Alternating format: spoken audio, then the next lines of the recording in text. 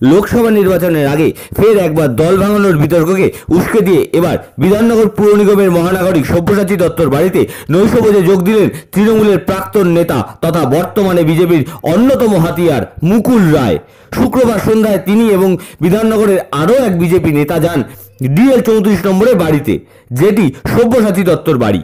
সেখানে রাত 9:30 পর্যন্ত বর্তমান রাজনৈতিক পরিস্থিতি নিয়ে আলোচনা করেন মুকুল রায়। কিন্তু একেবারে লোকসভা নির্বাচনের দোরগোড়ায় সব্যসাচীর সঙ্গে মুকুল রায়ের এই বৈঠক বেশ তাৎপর্যপূর্ণ বলেই মনে করা হচ্ছে, কারণ বারাসাতে লোকসভা নির্বাচনের জন্য বিজেপির পক্ষ থেকে এখনও কোনো প্রার্থী নিশ্চিত করা হয়নি। সেই জায়গায় বিজেপির দলীয় সূত্রে জানতে পারা গিয়েছে আগামী নির্বাচনে তারা এই কেন্দ্রে একটা বড় চমক দিতে চলেছে।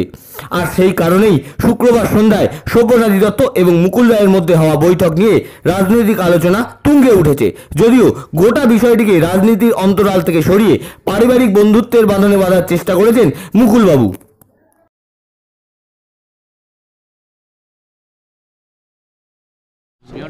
আমার বাড়িতে এর বাড়িতে আমি এর আগেও 10 দিন আগে একবার এসেছি, 2 মাস আগে একবার এসেছি। ওর সাথে আমার একটা নিজস্ব দাদা ভাইয়ের সম্পর্ক, ওর বউয়ের সাথেও আমার সেই সম্পর্ক। খিদে পেলেই এখানে চলে আসে খাওয়ার জন্য, আজকেও খেতে এলাম। না, কখনো সে কথা আমি বলতে পারি না।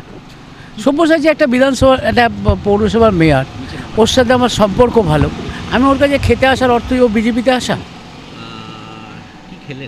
লুচি খেলাম, তরকারি খেলাম, মিষ্টি খেলাম, তার সঙ্গে আর কি আলোচনা করলেন? অনেক আলোচনা। ওরা কেমন সুখে আছে জিজ্ঞেস করলাম।